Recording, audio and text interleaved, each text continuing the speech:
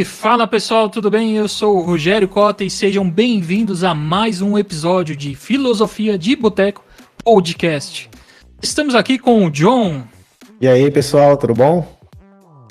e o Bruno, Fala, galera. Fabrício, Opa, pessoal, e aí, como estão? e hoje vamos falar de transformação digital. Claro que é um tema muito abrangente, principalmente quando a gente fala de mundo corporativo. Então vamos focar muito mais em como tudo isso afeta diretamente as nossas vidas. Mas antes da gente começar, Bruno, você consegue esclarecer aí pra gente o que seria transformação digital?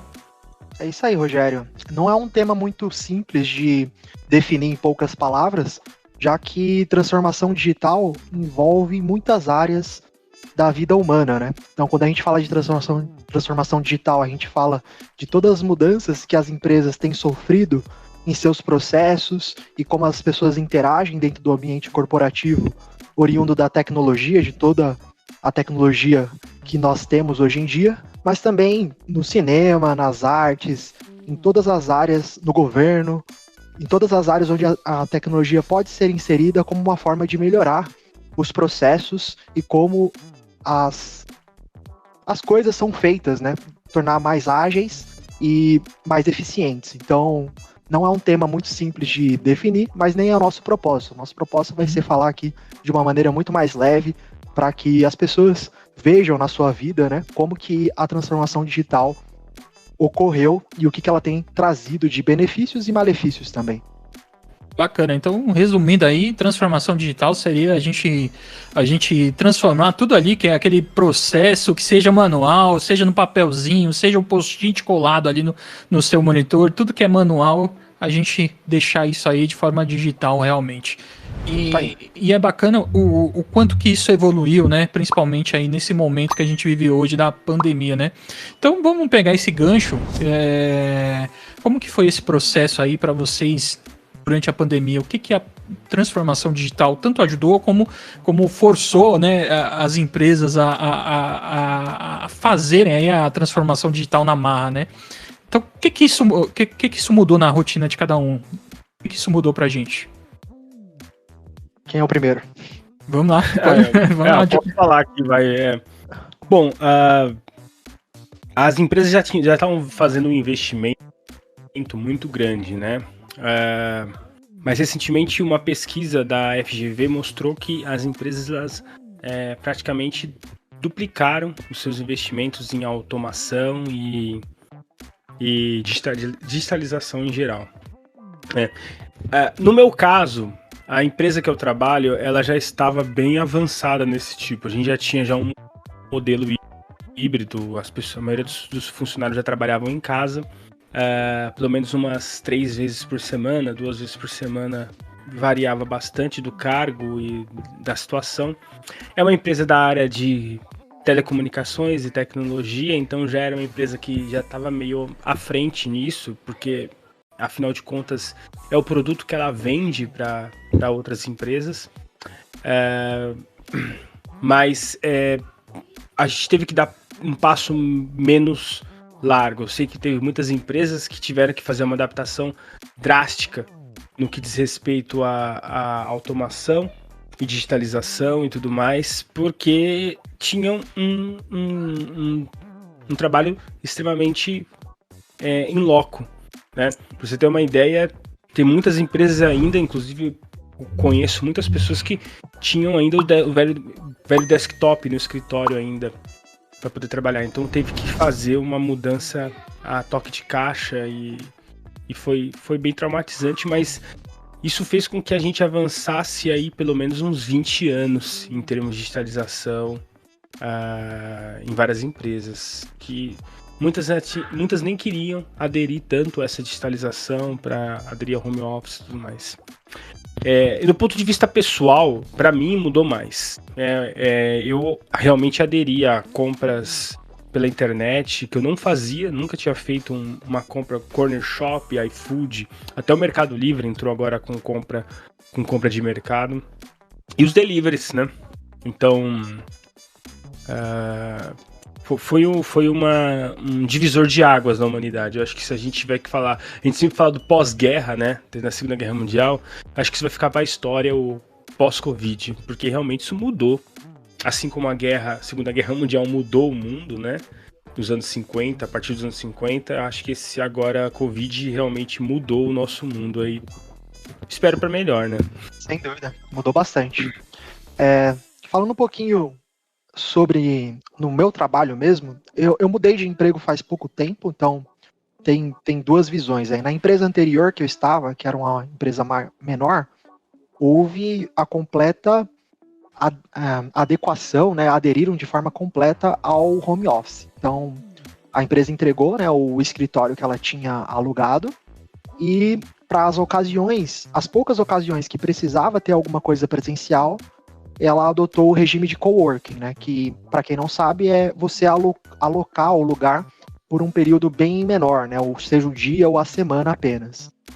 E como é uma empresa de tecnologia, né? Obviamente, o que eles estão mais interessados é no funcionário produzindo e entregando ali as demandas. Então, por ser uma empresa pequena e de tecnologia, não foi muito difícil se adequar e aderir a esse cenário de home office. Aí eu troquei de empresa no meio do caminho, agora estou numa empresa que também ainda é de tecnologia, que é a área que eu trabalho, mas é um pouco mais tradicional, então eles não adotaram totalmente o regime de home office, né? Eles adotaram durante uma parte da pandemia e agora está retornando no regime híbrido, e vai ficar no regime híbrido. Então, os funcionários vão 2 ou 3 vezes na semana no escritório, mesmo porque os andares, né, são de propriedade da empresa, então se ele tem aquele recurso, né, obviamente eles vão querer usar, não vão querer vender naquele momento. Acho que o dono também é um pouco mais tradicional, ele não pensa em vender ali os andares.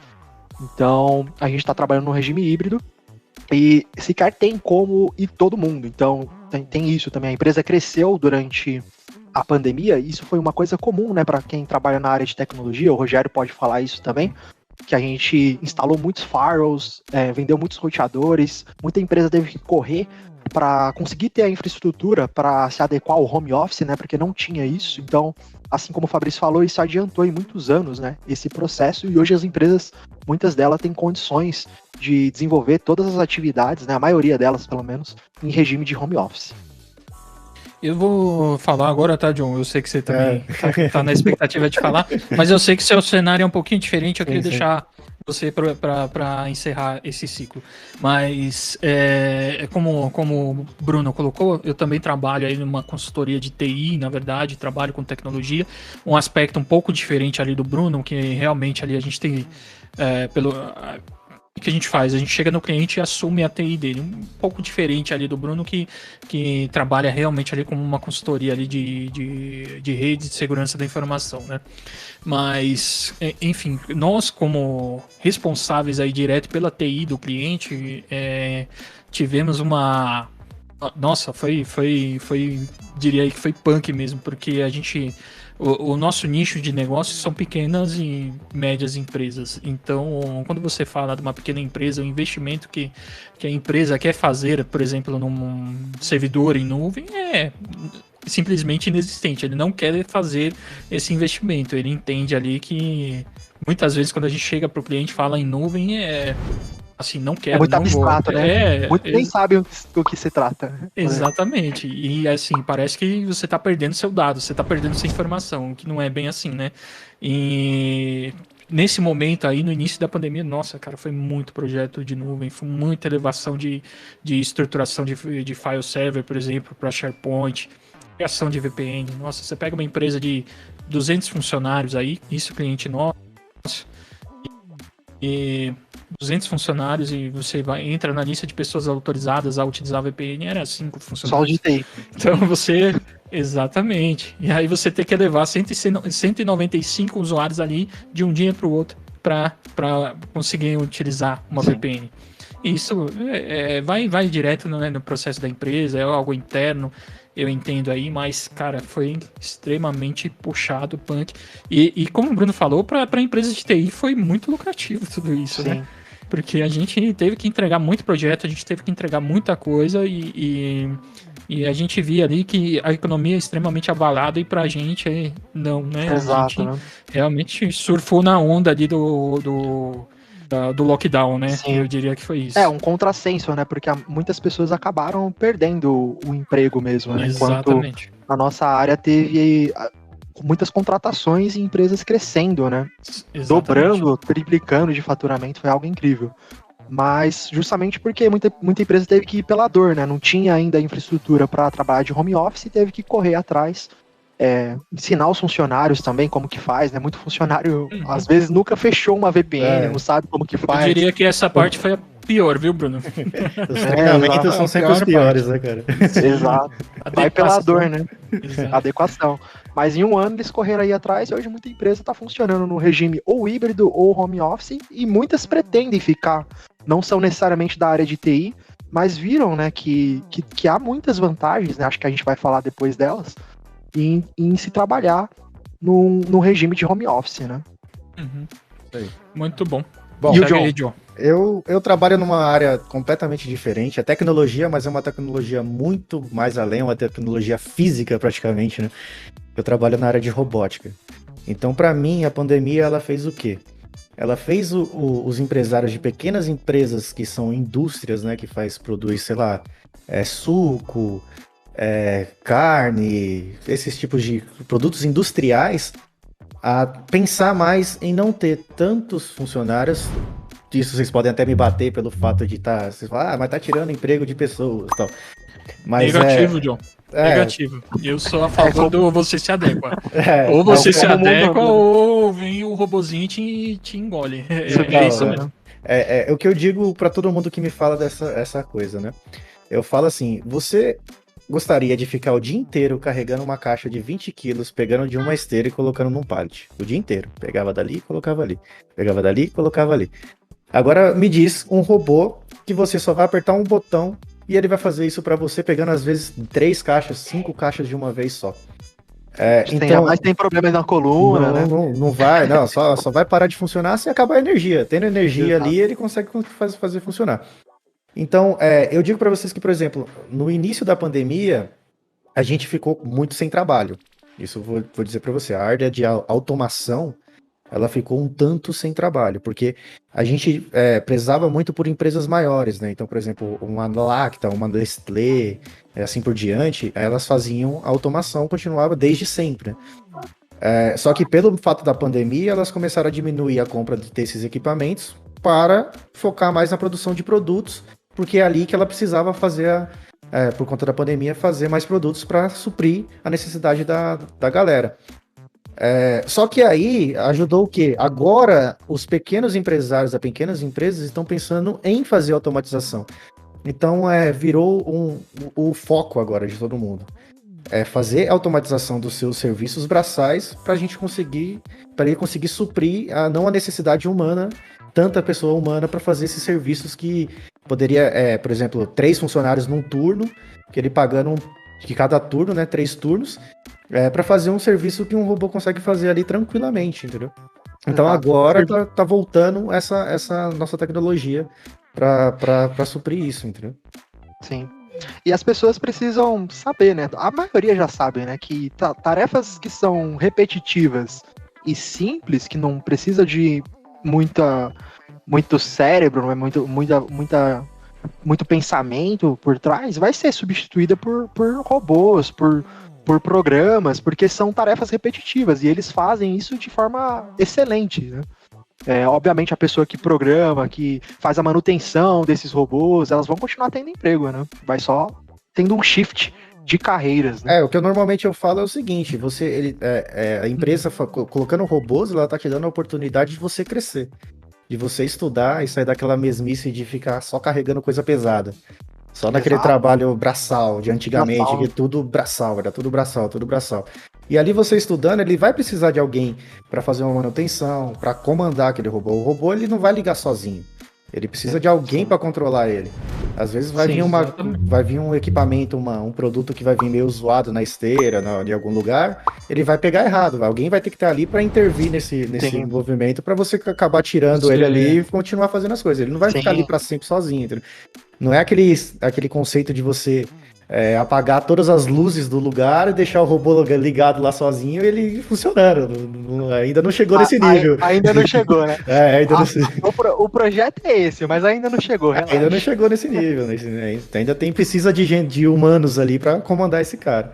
Exatamente. Exato. Basicamente, você elimina o emprego, né? Elimina, né? Entre aspas, o emprego da pessoa que está carregando a caixa, mas em compensação você cria o emprego do cara que está programando o robô, né? Sim. E é aí que você entra, né, John? Aí foi aí o que eu falei no de possíveis casos do fim do mundo, né? Que aí a sociedade começa a ficar meio preguiçosa, porque os caras vai começar a fazer as coisas os trabalhos mais braçais, e a gente vai acabar ficando meio preguiçoso ali de fazer as coisas, entendeu? Sim, aí vai da cabeça da pessoa mesmo. A gente realmente vive cada vez mais uma vida muito confortável, né? O Fabrício até comentou aí de comprar comida, a pessoa não precisa nem mais andar para comprar comida, né? Que, sei lá, você vai andar 1 quilômetro, 2 lá no mercado, entre as gôndolas, pegando tudo. Hoje em dia não, você pede lá pelo aplicativo, escolhe as coisas e vai chegar um cara na sua casa, daqui a pouco você nem sai de casa, né? Ele entrega na porta. Então as pessoas vão ficando muito mais sedentárias. Aí tem que ter um projeto de gastar energia de outra forma, porque nenhuma energia se dissipa do nada, né? Ela vai se acumular e isso vai te afetar a sua saúde, obviamente. E até, por exemplo, a gente nessa um dos casos mais evidentes nessa pandemia foi a questão da ansiedade que se evidenciou nas pessoas. E a ansiedade é uma doença. É uma característica da natureza do ser humano, né? A gente precisa da ansiedade para sobreviver. Ela é aquilo que impulsiona a gente a reagir em determinada situação de perigo. Não. Isso era uma defesa muito útil para o homem do passado, né? E isso foi ficando cada vez... Essa ansiedade acabou não sendo gasta. E durante a pandemia, que a gente quase não fez nada, os níveis de ansiedade das pessoas aumentaram muito, porque é isso que o Bruno falou, é a energia que você não gasta. E nós temos que gastar a energia. Então, esse é um problema. É isso, mas é sempre isso, né? No final das contas, o mundo vai avançando e vai evidenciando alguns problemas que vão aparecendo por aí, entendeu? Exato, né? Bacana. Pode falar, não, desculpa. Não, aproveitando esse gancho aí, eu queria puxar já o próximo tema, porque eu acho que vai muito aí com o que você tá falando, tá, Fabrício? Quais são as vantagens e desvantagens que você enxerga em trabalhar em home office, em trabalhar em casa, em viver dentro de casa, e como que isso aí influencia na sua vida pessoal e, né, nos aspectos aí do seu trabalho, do seu rendimento e também na sua vida pessoal? Eu acho que você pode seguir aí, tá? Segue a linha. Já tá dentro do assunto. O home office para mim foi totalmente benéfico, né? Mas tem seus prós, né? Mas tem seus contras, mas mais prós do que contras. Eu rendo muito. Eu particularmente tenho um rendimento muito maior em casa. E eu tenho mais tempo para mim, né? Eu ainda tenho o velho hábito, assim como eu tinha no escritório, eu tenho aqui de parar e tomar um cafezinho. E agora só que a questão é que a diferença é que eu uso o escritório para trabalhar e uso o escritório também para lazer. E muitas vezes eu não consigo desvencilhar, essa é a questão. Muitas vezes eu entro no escritório num sábado, num domingo e me vejo fazendo alguma coisa do trabalho. Mínimo. Não é alguma coisa muito grande, mas acabo fazendo. Aos poucos eu fui nivelando melhor isso. Mas no começo foi bem difícil. Mas é isso, eu já vinha de uma realidade que já tinha os trabalho híbrido, né? Então me adaptei melhor. Criança em casa, a minha mulher também, que já não trabalhava fora, trabalhava no escritório, passou a trabalhar em casa, então a gente teve que dividir esses aspectos. E outra coisa também é que eu não tenho empregada, não tenho essas coisas, a gente faz tudo aqui em casa, cada um se ajuda aí no que pode. Então você tá aqui trabalhando, de repente você vai beber uma água, vê a louça suja, você separa para lavar a louça. Serviços domésticos também. Exatamente. Você tem que fazer a comida, né? Dupla jornada. Exatamente. Mas eu gosto bastante porque meu tempo ficou bem mais livre, né? Até conseguir ir para uma academia. Antigamente o meu horário para ir uma academia era muito restrito, né? Eu tinha que ir ou de manhã antes de ir para o trabalho ou depois. E são 2 horários que essa academia é lotada, é um inferno. É foda. E agora não, eu consigo ir num horário durante o dia, no horário do almoço mesmo, porque eu vou lá rapidinho, já volto, já tá o almoço pronto, então facilita bastante. Qualidade de vida, né? Mas, o maior benefício para mim é não ter trajeto. Né? Tanto o carro quanto o transporte público, ele tem seus estresses, às vezes você chega no trabalho já muito cansado. Então nesse ponto foi muito bom mesmo. Meu cabelo até parou de cair. Agora falta começar a crescer, né, mano? Daí fudeu, né, cara? Crescer já é demais, né? Aí criou a cura da calvície aí, né, cara? O pessoal fala que passar cocô faz crescer, já tem que crescer em É adubo. Vou ficar careca. Vai em frente aí, João. Faz aí seu comentário sobre a pergunta do Rogério. Pô, cara, eu não tive tanto trabalho em casa, né? Pelo fato de eu não conseguir programar um robô à distância, senão eu posso matar alguém fazendo as coisas que eu tô fazendo. Os robôs tinham que ter um endereço IP e acesso a SSH. Não, mas você tem, eles têm. O problema é que eu tenho que controlar ele. É o eles. físico, né? É o físico. Eu trabalho na empresa que tem um robô que carrega 1 tonelada. Imagina você carregando 1 tonelada e um cara do lado, eu vou arregaçar o cara, velho. Então, ou arregaçar o robô também, né? Então durante a pandemia eu fiquei meio que time de frente, como se fosse o pessoal que trabalha no hospital, né? Então não tive home office e essas coisas. Eu continuei viajando, pegando avião, e viajando de carro, entrando em empresas e tudo mais para fazer a instalação desses equipamentos. Então para mim, essa parte de home office, para mim, eu não tive a experiência de ter, entendeu? Então, não sei se eu vou ter o que falar sobre home office, né? Porque eu não tive isso. Mas eu acho que você pode comentar, o John, como que foi esse momento aí pra você, né? Principalmente pelo fato aí de você estar na linha de frente, no meio de uma pandemia, e você sendo obrigado ali a estar pegando avião. Como que foi essa dinâmica pra você? Cara, pra mim foi extremamente desgastante, porque, por exemplo, assim, cada empresa que eu ia, eu tinha que fazer um exame de PCR. Então, meu nariz já é grande, já ficou 10 vezes maior, porque era contodetada quase a cada 15 dias, por exemplo. Eu tinha que fazer um exame. Eu fiz 2 vezes aquele exame e prometi que não ia fazer nunca mais. Então, cara. É horroroso, cara. Os caras vão tirar o seu cérebro. Cada vez, por exemplo, assim, eu peguei um projeto em Curitiba, né? E a empresa que eu fui é uma empresa alimentícia. E eu tinha que fazer o exame só lá em Curitiba, o exame só poderia ser feito lá, e só nos laboratórios que eles solicitavam. E cada vez que eu vinha, por exemplo, eu vinha para São Paulo passar um final de semana com a minha família, vamos supor assim. Na volta eu tinha que fazer o PCR de novo. Toda vez que eu viajava, eu tinha que fazer o PCR. Ou eu ficava lá para sempre, durante o ano inteiro lá que eu peguei de trabalho, ou se eu ficasse indo e voltando, toda vez que eu vinha pra cá, voltava, eu tinha que fazer um exame de PCR.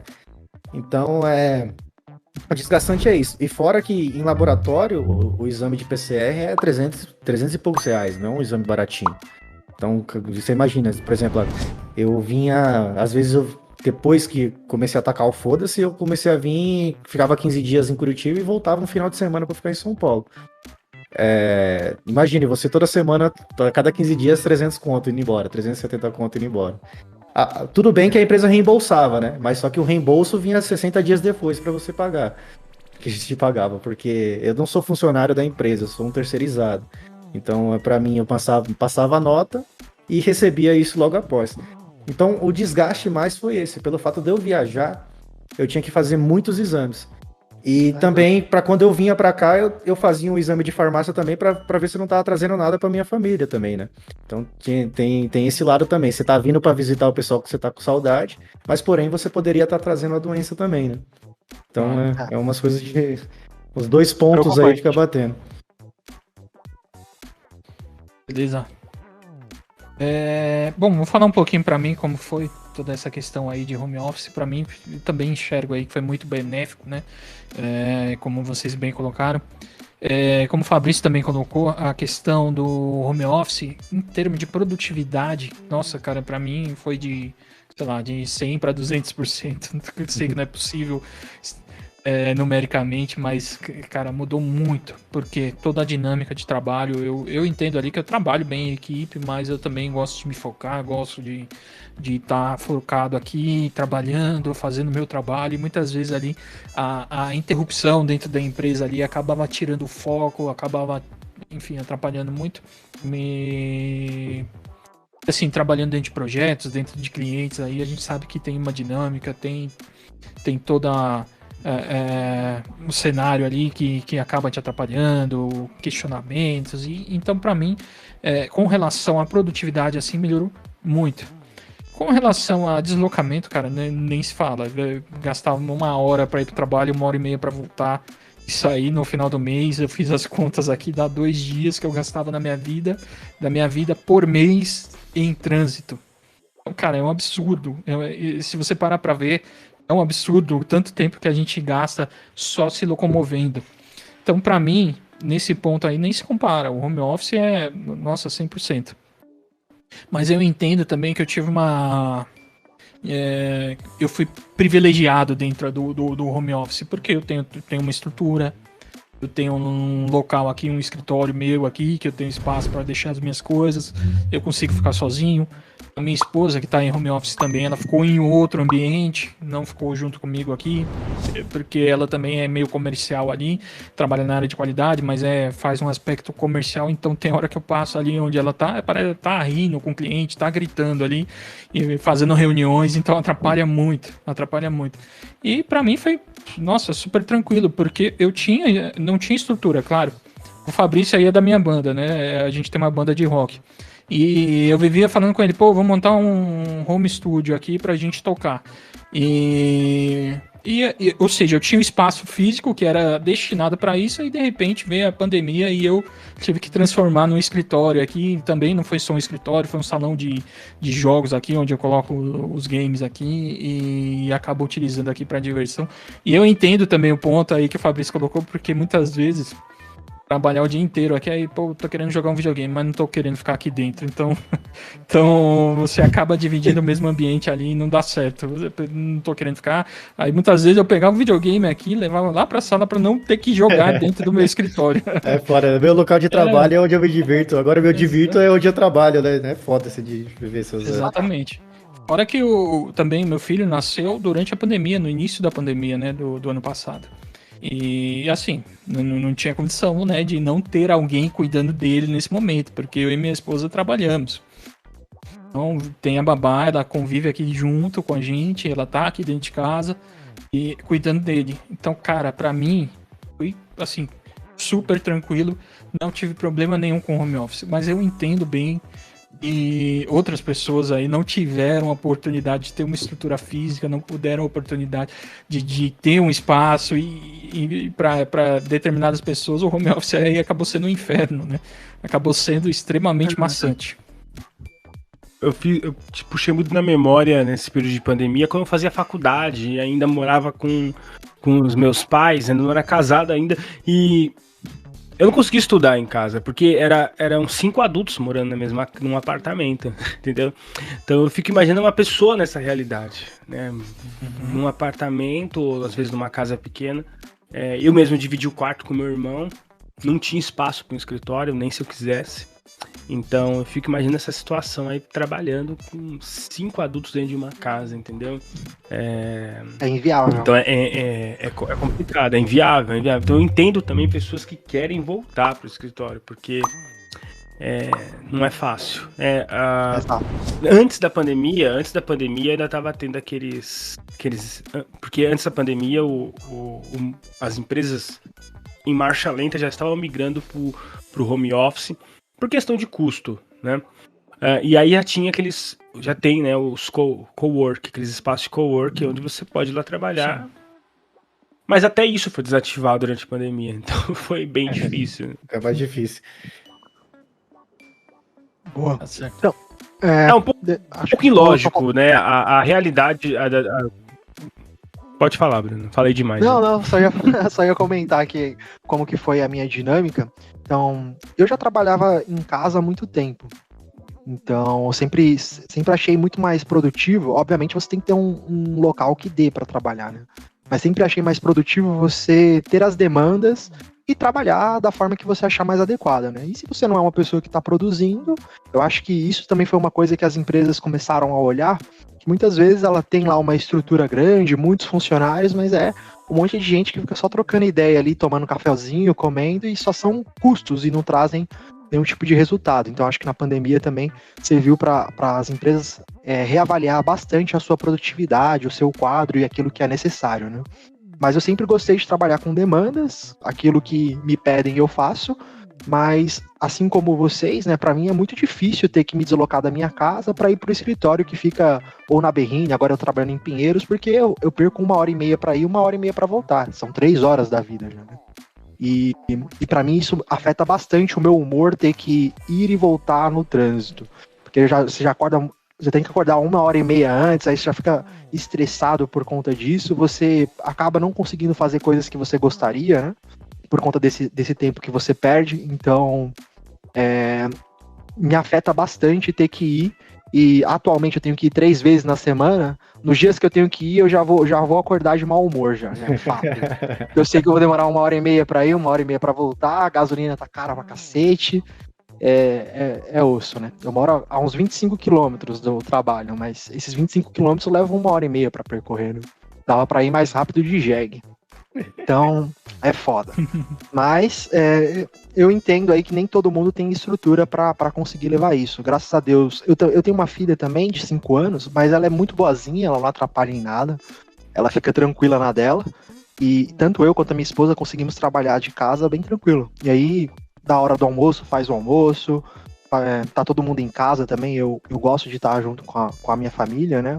Eu acho que isso é um tempo que também muitas pessoas ganharam, né, estando em casa, pro bem ou pro mal, né? Eu acho que se ver estatísticas, acho que teve muito casal que acabou se separando depois de começar a viver tanto tempo junto. A rotina acabou, né? Já era. Aí já era, né? Mas, bem, eu usei esse tempo da pandemia para cuidar de algumas coisas que eu estava muito satisfeito, né? Eu tinha engordado muito nos últimos anos, né? Então, peguei essa pandemia e fui para cima. Então, bacana. O papo tá bom aqui. A gente vai procurar explorar um pouquinho mais como que a tecnologia ajudou em aspectos sociais aí na nossa vida durante esse momento. Eu lembro particularmente quando eu vi a primeira vez o recurso de chamada em vídeo do celular, eu achei puta besteira, né? Isso aí não vai pegar. E, cara, isso aí não vai pegar, porque é meio bobo, né? Você ficar olhando a outra pessoa ali na sua frente, ali no celular, ao invés de falar com ela por aqui ou mandar uma mensagem, né, de texto, né? E muitas vezes, hoje, particularmente, eu acho estranho você ligar para uma pessoa sem abrir a câmera. É muito esquisito isso. Não sei como é que isso aí é para vocês, mas digam aí, como que a tecnologia ajudou vocês nesse momento aí, durante esse momento, na vida pessoal de vocês? Bem, aquilo que você falou, né? Você poder ligar para as pessoas, né? Então, eu tenho pais idosos, né? O meu pai acabou falecendo, não foi de Covid, mas ligar o WhatsApp era a forma mais segura de você se comunicar e ver, né, as pessoas. Então, eu acho fantástico o uso de videoconferência, de videochamadas, ajudou demais. E também todas as formas de você interagir economicamente, né? Então, o advento do Pix, eu achei extraordinário. Eu sempre achei inacreditável você poder só transferir dinheiro no horário comercial, ainda um comercial reduzido, sabe? Então, você precisa transferir o dinheiro para alguém, ou tipo, para minha mãe, às vezes eu precisava transferir dinheiro para ela comprar alguma coisa. Não, tem que transferir aqui das 2 às 16, sei lá, qual que é o horário do TED, né? Então, o advento do Pix, então o iFood, o Uber, para você também poder chamar. Então, os meus pais, eles não têm carro, né, não sabem dirigir nem nada, então se eles precisam se locomover, eles me avisam, eu consigo pedir um Uber para eles.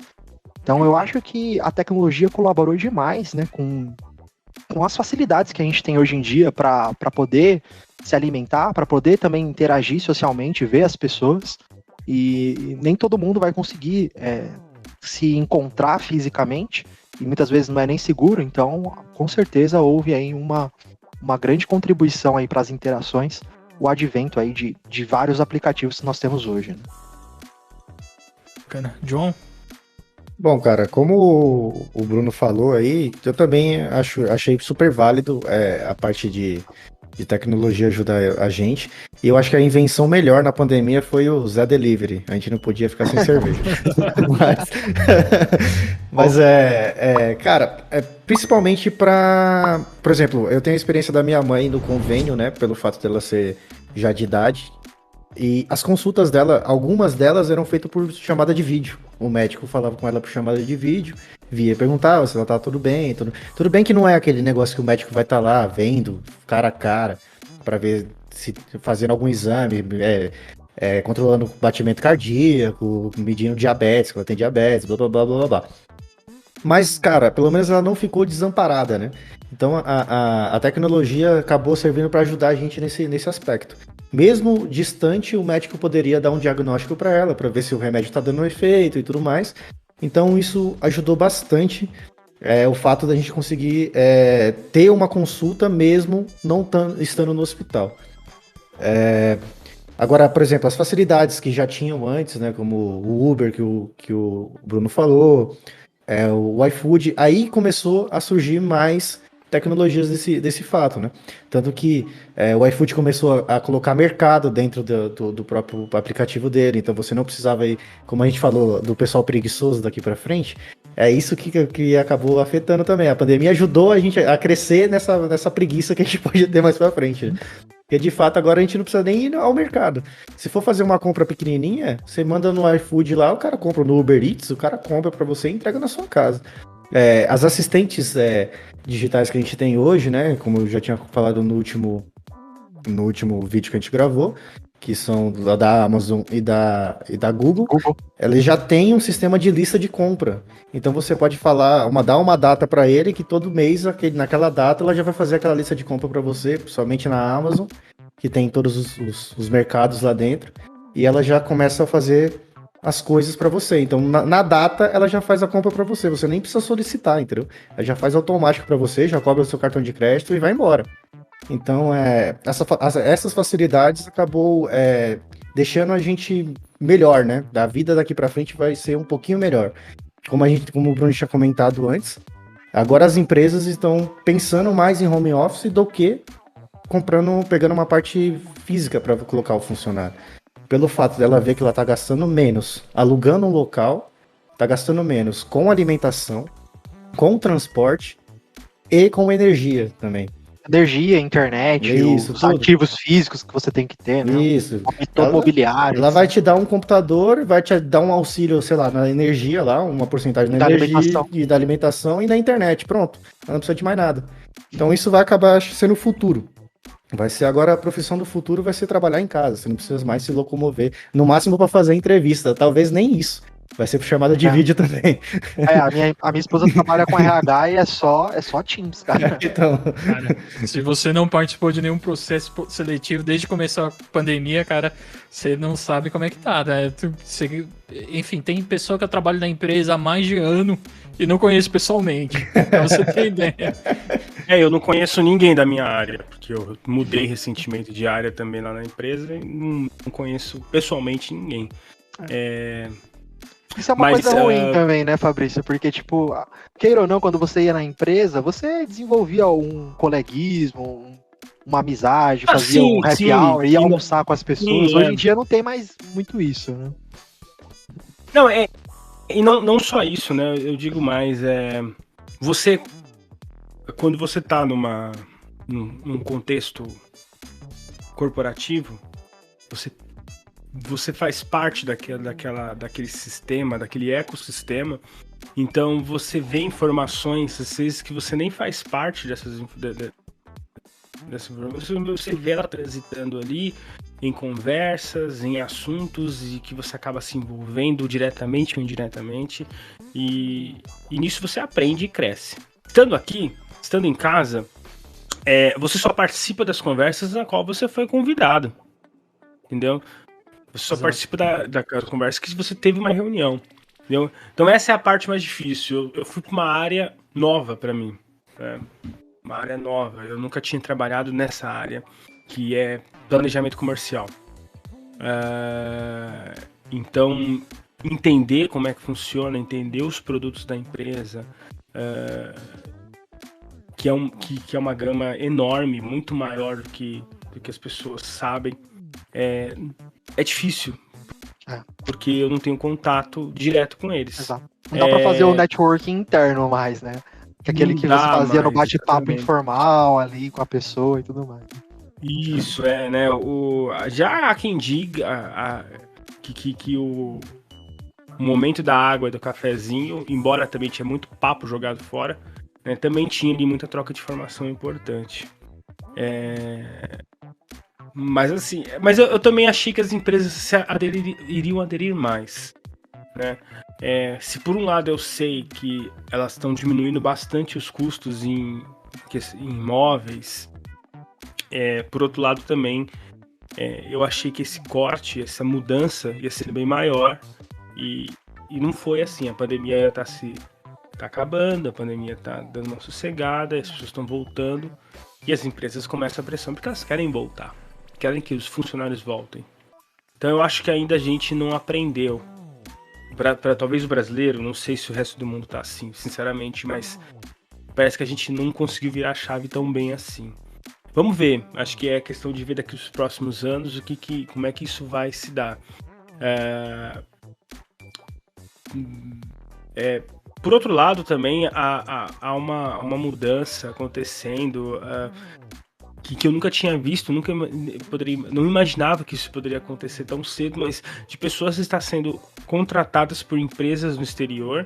Você entra no LinkedIn, você vê vagas de contratando brasileiro para trabalhar com empresas do exterior sem ter que ir para o exterior.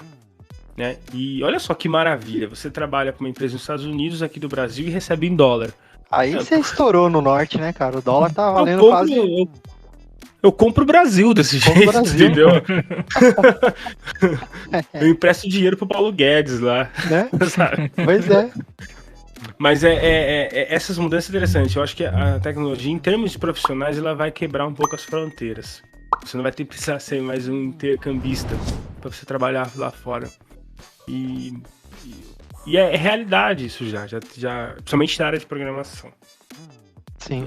As áreas de TI são bem mais propensas para esse tipo de dinâmica, né, cara? Porque, via de regra, o cara trabalha ali ou desenvolvendo ou configurando algum recurso, e ele pode fazer tudo isso remotamente, não tem problema. Agora, algumas outras áreas que dependem mais das relações humanas, aí eu acho que tende a não conseguir suprir só com a tecnologia, né? Então, toda essa parte comercial, por exemplo, que eu vejo da empresa, não tem jeito, cara. O pessoal que é do comercial, ele precisa ir lá, pegar na mão da pessoa, dar risada, contar aquela piada 10 vezes para conseguir depois lá vender o produto. Então, nunca vai conseguir fazer isso via Teams, via Zoom, esse mesmo tipo de interação que só se faz no olho, né? A pessoa só vai comprar de você se ela te vê como alguém que é digno de confiança, e remotamente não dá para fazer muito isso. Então, acho que essas áreas assim vão ainda ter que continuar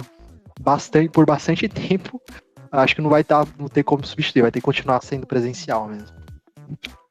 Agora, eu sempre achei que a internet, principalmente o WhatsApp, ele sempre aproximou muito mais do que afastou. E havia sempre uma discussão de que, nossa, as relações assim, das duas pessoas estão ficando muito frias, né? Porque as pessoas só conversam pelo WhatsApp, elas não marcam mais um rolê. E não é verdade. As pessoas, quando querem sair com outras pessoas, em grupos de amigos, elas vão e fazem.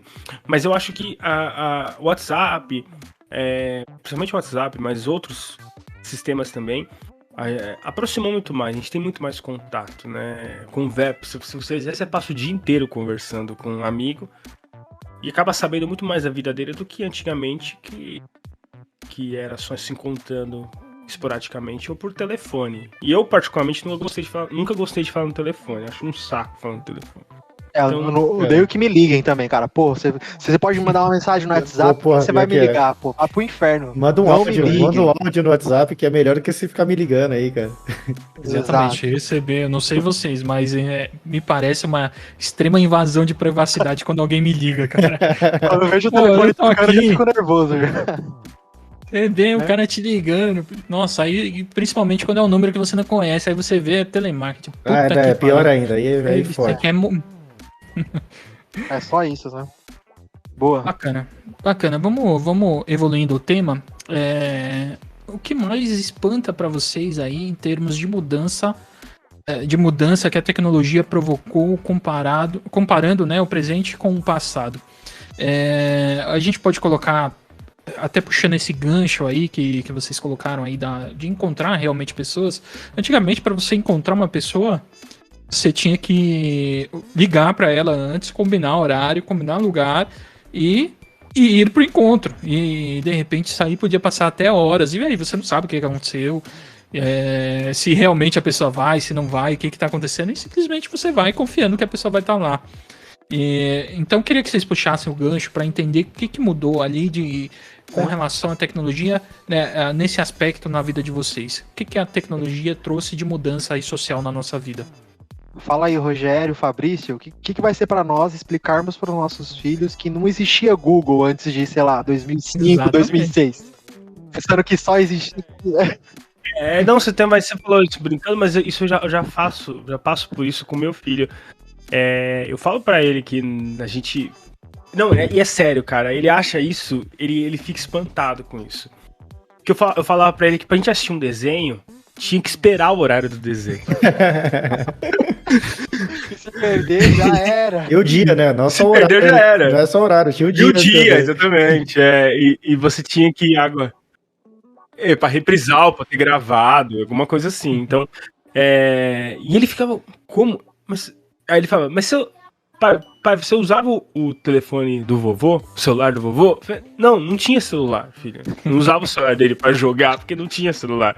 E realmente, eu acho que é a primeira geração que tá passando por isso, porque quando eu conversava com meu pai, algumas mudanças existiam, mas o que a tecnologia que a gente tinha? Televisão, rádio, isso meu pai já tinha também, televisão e rádio. Né? Meu pai só contava, a televisão na minha época não era a cores.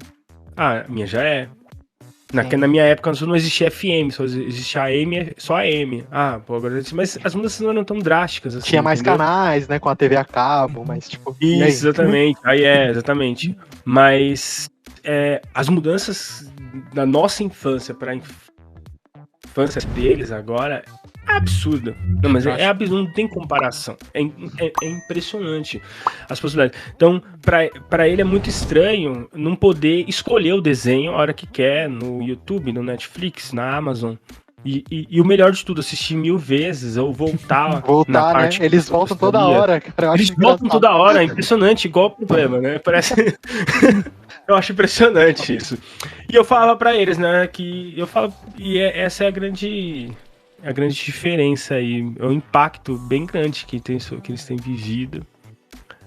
Mas eu acho legal da gente, eu acho isso muito, muito bacana, de nós sermos a geração que vivemos essa migração. A gente carrega uma experiência de um pré-tecnologia. Mundo pré-histórico. Mundo pré-histórico, né? E vivendo isso aqui também com tecnologia. Então, eu acho que a nossa geração, nesse sentido, ela é a mais benéfica, mais privilegiada. Privilegiada, exatamente. Sim, porque quer queira ou quer não, essa geração, por conta dessa facilidade que eles têm do acesso, de poder jogar todos os jogos que querem, de poder assistir 1000 vezes aquela coisa que ele gosta, eles acabam tendo muito influxo de dados, de informações, e eles são muito imediatistas, né? Então eu acho que eles tendem a também, não é só 1000 maravilhas, beleza, estão expostos a muito mais dados, a muito mais conteúdo do que a nossa geração esteve, né? Então a gente olha os nossos filhos sabendo já instalar aplicativos, abrir aplicativos, jogar e etc. Isso coisas que a gente foi aprender num curso técnico. A gente tinha curso de datilografia, de digitação, né? Com aula de digitação. Aí eles vão falar que coisa é isso? Vocês eram retardados? Vocês não sabem apertar a tecla? Tipo isso, né? Mas eles tendem a ser muito mais imediatistas e não saber esperar as coisas no tempo, né? Saber apreciar aquilo que tá vendo, porque só vai ter aquele momento para ver, né? Então são coisas que a gente vai precisar trabalhar um pouco mais com a próxima geração, para eles não sofrerem com esse tipo de problemas também que vão decorrer desse acesso muito fácil e muito volátil, né? Muito etéreo, muito rápido às coisas que eles têm, né? Eu acho que o acesso à informação hoje ele é muito, muito fácil, muito. A gente tem tudo. Por exemplo, a gente está falando aqui agora e de repente surge algum assunto. Basta você virar aqui, acessar o Google e cara, você tem a informação ali de imediato. Eu lembro quando eu era criança, ia na locadora alugar fitas de videogame. E eu chegava ali em frente dos cartuchos, né, dos jogos, e ficava imaginando, será que isso é bom? Porque eu só tenho uma oportunidade para esse final de semana. Só tem uma chance para esse final de semana. Filmes também, né, cara? Você escolheu o filme pela capa. Você escolheu pela capa. Você não sabe. Você tinha que fazer a escolha, claro que tinha. Na nossa época ainda tinha algumas revistas ali que falavam dos jogos, ou alguém que tinha comentado com você, ou você viu na casa de alguém. Mas basicamente o seu catálogo de escolha era olhar a imagem ali e torcer para aquilo ali ser bom. E hoje você assiste review completo de jogo na internet aí, antes de comprar. Não, a gameplay, né? Você joga pelo YouTube, como eu costumo falar. O cara zerou o jogo pelo YouTube, cara. Você tinha que comprar a revistinha pra saber como que passava de uma fase. Hoje em dia o cara joga no YouTube e já burla. Não, ia pra locadora, né? Eu lembro disso, ia pra locadora e ficava aquelas áreas do pornô, né? E eu ficava, o que será que acontece ali dentro? Hoje em dia, um adolescente tem mais acesso a pornografia em 10 minutos de internet do que entrar naquele corredor, né? Nossa! Por isso que a doença desses séculos deve ser a ejaculação precoce, né? Sem dúvida. Os caras não sabem o que é Emanuele, né, cara? Uma coisa que mudou bastante também, por exemplo, aqui eu tenho alguns livros aqui, vocês podem ver, o Fabrício tem alguns livros lá atrás, e hoje em dia a criançada só precisa disso aqui. Sim. Bater todos os livros do que ele precisa. Acho que todos nós, né, tivemos que fazer trabalhos da escola, do ensino fundamental, até do ensino médio, tinha que ir na biblioteca, procurar um livro do assunto. Na frente de almaço, escrever à mão 50 mil páginas pra levar. A biblioteca não deixava tirar xerox, né? Já começava por aí. Né?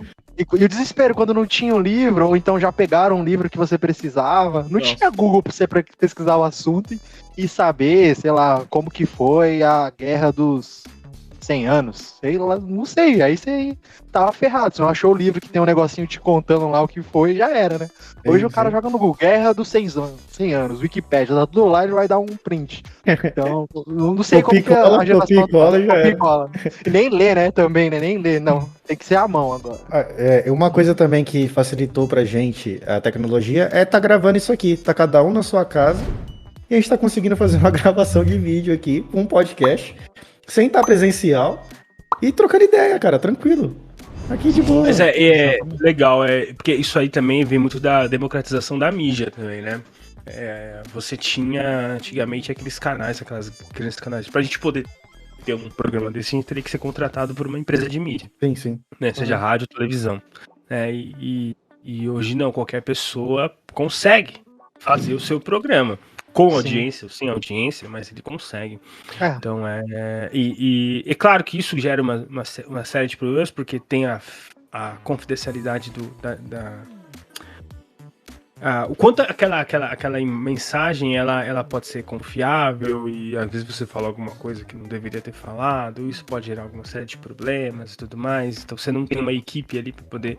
Então tem muita gente que às vezes é meio sem noção e acaba fazendo um programa assim e acaba dando problema. Mas a informação não fica presa na mão de apenas um grande grupo de mídia que a gente sabe que tem interesses às vezes, né? Então podem não contar mentiras, mas manipular a informação para que alcançar determinado resultado, né? Mas olha, eu acho que se você pegar a TV brasileira dos anos 80, a gente tá bem, viu? Tá muito bem. É um absurdo o que acontecia na TV brasileira. Nossa. Anos 90, até os anos 90, Bizarro. na verdade. No domingo você assiste Banheiro do Gugu. A mulher de não tem biquíni no conteúdo meio, algum, né? com o cuzão na sua cara, assim, ó, lá na tela da TV. Uma coisa que mudou bastante é o seguinte, né, cara? A gente tá, provavelmente, a gente tá vivenciando agora na pandemia o fim da TV aberta. Daqui uns anos não vai existir mais TV aberta. Os streamings estão tomando conta de tudo, né? Então a gente tá vendo, por exemplo, a Fox junto com a Disney, que tem ESPN, todos os canais lá, montando só canal de streamer, para vender os seus canais. A HBO montando o streamer dela. Praticamente todos têm. Até a Globo tem o seu streamer, né? Sim. O SBT agora também já tem o seu canal de streaming também. Então, provavelmente daqui pra frente a gente pode ver o fim da TV aberta. Não vai ter mais TV aberta, né? A TV aberta ela só se sustenta no Brasil porque a gente ainda é um país muito pouco informatizado, tá? Não existe link de internet de boa qualidade em todos os lugares, mas tem crescido, tem cada vez tido pessoas com condições de ter acesso à internet.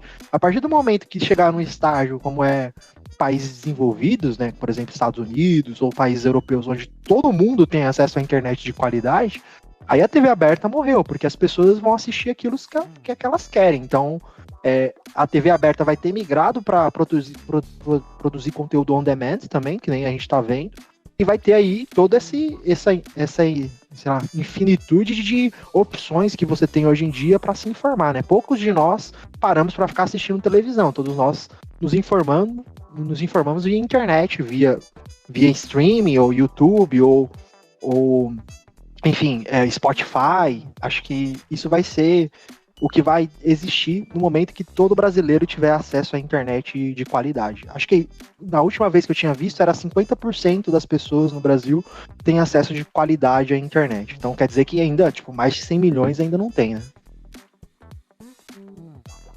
Bacana. Vamos partir aqui para mais uma pergunta. Quais mudanças você enxerga e vem ocorrendo, né, no futuro, que são provocadas pela transformação digital?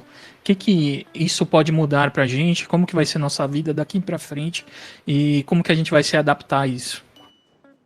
Vida eterna, né? Tô zoando. O pessoal fala, vamos tentar colocar a consciência do ser humano na nuvem. Não é impossível, é impossível fazer esse tipo de coisa, mas eu acho que uma das coisas que vai acontecer é prolongar a vida, né? Uma coisa óbvia, né? Mas vai prolongar a vida é uma consequência da evolução tecnológica, né? As pessoas cada vez vão viver mais. Vai na frente, pode falar. Peraí, tá molhando o bico aqui.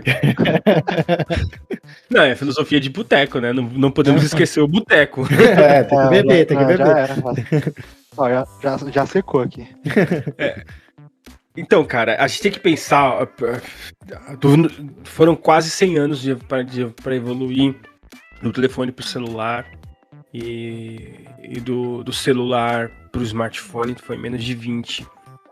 Então, a gente tem que pensar que o futuro, quando a gente fala em futuro, já não é um futuro tão longo assim, né? A gente fala em futuro daqui 2 anos. Eu acho que o futuro mesmo, que eu acho que agora essa próxima fase, né, da evolução tecnológica vai vir pela inteligência artificial.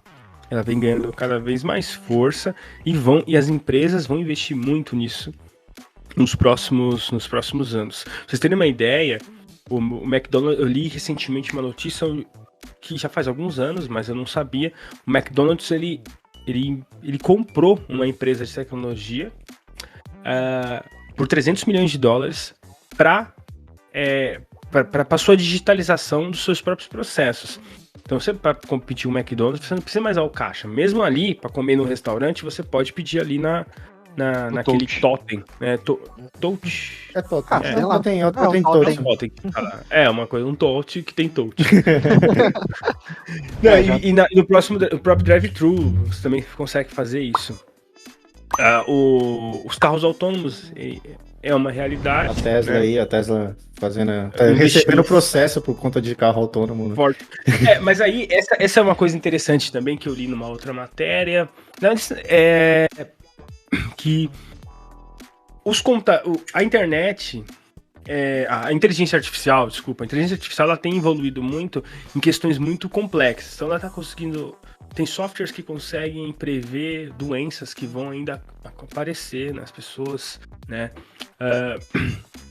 Softwares que conseguem automatizar processos em empresas, processos antes complexos, mas coisas simples, parece que a gente tem encontrado alguns problemas, porque a ideia da inteligência artificial é copiar o cérebro humano, que não é nada simples, é bem complexo. Então, uma máquina consegue fazer ganhar um jogo de xadrez ou desenvolver um cálculo matemático bem complexo, mas ele não consegue identificar a emoção de uma outra pessoa. Eu lembro que alguns anos atrás eu via que a maior dificuldade dos japoneses para fazer um robô andar era subir escada, porque era um processo muito complexo. Então, e também está sendo essa dificuldade de fazer um carro dirigir. Um sistema dirigir um carro sozinho, né? O carro autônomo. Por quê? Porque o carro, uma vez que ele está na via urbana, ele vai encontrar uma série de situações imprevisíveis. Então ele tem que estar atento ao que está acontecendo no momento. Ele não dá para você codificar tudo que vai acontecer no caminho dele. Então você precisa fazer um algoritmo que consiga identificar situações não previsíveis. Né? Saber, quando você tá dirigindo, você vê, você tá vindo na rua, dirigindo seu carro na rua e tem uma criança brincando na calçada, você já prevê que aquela criança pode atravessar a rua. Sair correndo, você que não é maluco. Com a bola. Exatamente, você tá jogando, essa criança vai entrar no meio da rua.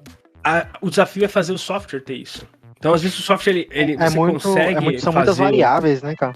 Muitas variáveis. Até haver um refinamento, assim, eu vi uma notícia que era tipo, o carro ele pode decidir que para salvar o motorista é melhor, tipo, se jogar na frente de uma calçada e tem gente lá, um monte de gente. Pode ser. Sim. Então você tem que também, às vezes, a melhor escolha é matar o motorista, e salvar as outras pessoas. Aí que a gente vê praticamente muito os vilões da Marvel, como o Ultron, né?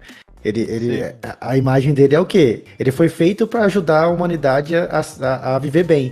Só que ele concluiu que a humanidade é o mal dela própria. Então ele falou, para todo mundo, pro mundo ficar bom, eu tenho que exterminar todos os humanos. Essa é a lógica dele. Entendeu? O enredo daquele filme Eu, Robô, ele seguia essa mesma lógica, não era? Acho que sim, né? Praticamente sim. Fala que, tipo assim, o mundo tá acabando e o mal do mundo somos nós.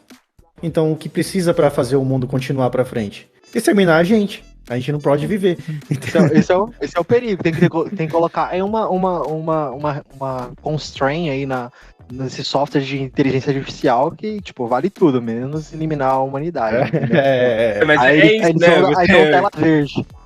Não, porque o sistema se encontra numa situação paradoxal e em vez de ele bugar, ele toma uma decisão. Só que nos filmes eles sempre tomam uma decisão contra a gente, né? Mas eu acho que o futuro, essa próxima fase da tecnologia vai ser investimento em inteligência artificial. Sim. Inteligência artificial, Big Data, né? Análise do volume que a gente tem de dados hoje para sugerir o que você vai comprar. Todos nós, quando a gente entra no Instagram, ou no Facebook, ou no YouTube, as propagandas já são direcionadas com base nos dados e no nosso comportamento. Então tudo isso é uma análise de um volume enorme de dados individuais, né? Eu nem digo comportamento, cara. Eu digo mais como, por exemplo, o WhatsApp e a do Facebook. Ele com certeza tá vendo o que a gente tá mandando ali, conversando com o pessoal e tal. Instagram também, né? Então. Aí quando você entra no Facebook lá, já tá aí propaganda do negócio que você acabou de falar, tá ligado? Então... Mas ó, eu já passei por situações mais bizarras. Situações mais bizarras. Situações que eu tava conversando com a minha esposa. E a gente falou de comprar algo que a gente não tinha pesquisado, juro por Deus, porque foi a primeira vez que a gente falou falou sobre o assunto. Quando eu entrei no Instagram, tava lá, Tava lá, aquela pô. propaganda. Mas eles não ouvem, eles ouvem tudo. Ô, Zuckerberg, caramba. Ô, para de escutar Se nós você aí. deu uma- Vou colocar uma. Como é que a Deu gente colocava o chapéu de autorização, pô. alumínio? Igual dos sinais, né? O negócio. né? Pra evitar aí. Capacete do Magneto. Capacete do Magneto. Tá bem assim mesmo, cara. Cara, é uma coisa que você falou aí que eu acho interessante, que é o fato de você falar que está investindo muito em inteligência artificial. A empresa que eu trabalho, é uma empresa de robótica já conceituada no mercado há anos e anos e anos e anos. É uma das maiores do Brasil, do mundo, na verdade. Ela está começando a investir em inteligência artificial. Ela comprou umas 4 empresas já só para essa área. Então é um negócio que ela está vendo que é o futuro, e esse futuro ela está vendo que vai ter sucesso, entendeu? Ela começou a investir, por exemplo, ela era muito forte em energias de alta tensão, né? Transformadores de alta tensão. Tanto que aquele Antonov que veio para o Brasil foi para pegar um equipamento dela. Você vê o tamanho dessas partes, desses transformadores que ela cria. Ela veio para o Brasil para construir a usina de Itaipu, na verdade. E ela está começando a sair dessa área de energia e focando mais na área de energia limpa, inteligência artificial, uns motores pequenininhos. E, cara, eu tô vendo isso na prática. Ela tá comprando muitas empresas de robótica que tá surgindo e muitas empresas de inteligência artificial também que estão surgindo. Então, eu acredito que, cara, daqui a pouco a gente vai ter... Eu que trabalho com robô, vai ser uns robôs autônomos, tipo o Eu Robô, como você falou. Vai ser uns humanoides fazendo os trabalhos mesmo que a gente não poderia fazer, né? O recado é, estude redes neurais, machine learning, esses tópicos aí, porque é o trampo do futuro, entendeu? Trabalhar com IA. Sim. E até que a gente chega numa conclusão de que nós, né, utilizamos redes sociais, no final das contas, nós somos os produtos, na verdade, né, dessas redes sociais, porque a gente fornece os dados para elas e elas vendem esses dados. Eu digo diferente. Eu acredito que a gente seja o escravo da rede social hoje. Eu digo diferente. Você assistiu a série? Já assistiram a série Westworld da HBO? E ainda não sei se já assistiram, mas não querendo dar spoiler, mas também já é uma temporada que já passou. Mas no final eles vão... O enredo, basicamente, eles vão para um parque onde tem robôs que simula lá o Velho Oeste americano. Então as pessoas podem fazer o que quiser com esses robôs. Os robôs eles não podem matar os visitantes. Os visitantes podem... Eles matam, eles roubam, eles batem, eles estupram até. Já são humanoides. Os robôs lá que são muito parecidos com humanos. Exatamente. No final das contas, a história vai se desenrolando, dá merda lá dentro do parque e tudo mais. E no final das contas, descobre que o negócio da empresa, na verdade, não era a diversão das pessoas. Não era para ser um parque de diversão, mas sim mapear o cérebro das pessoas, né, dos visitantes, nos seus momentos mais livres, porque ali eles podiam ser quem eles queriam ser. Então eles mapeavam ali e tinham essas informações dos costumes, das personalidades, do cérebro das pessoas, e poderiam ter aí dominar todo o mercado e o planeta, literalmente, porque no final das contas disso nasce um software que tem um algoritmo onde consegue prever onde cada pessoa pode chegar com base nas suas decisões e personalidades. É de ficção científica, né? Mas ele faz muito esse paralelo onde grandes empresas de Big Techs, o quanto elas têm das nossas informações e o quanto elas podem usar isso a favor delas mesmo ou a favor de algum objetivo, né? Sem querer ser muito conspiracionista aqui, mas só levando o papo aí para um lado. Tem vários filmes nesse quesito, né? Por exemplo, o Minority Report, lá, né? Do Tom Cruise. Esse é antigo, hein? Esse é antigo, mas é o filme. A premissa do filme é prever um crime antes dele acontecer, né? Sim. Então, antes do cara matar alguém ou roubar alguma coisa, a polícia ia lá e prendia esse cara. Já exterminava o sujeito antes. Já fazia as coisas antes. Muito obrigado a todos por assistir ao nosso podcast. Não esqueçam de seguir ou assinar, dependendo aí, claro, da plataforma que você está nos acompanhando. Deixe seus comentários sobre o tema, teremos o maior prazer de conversar com vocês. Muito obrigado também aos meus parceiros aí, Bruno, Fabrício e John. Valeu! Valeu, pessoal. É isso. Valeu, muito obrigado e tchau. Tchau.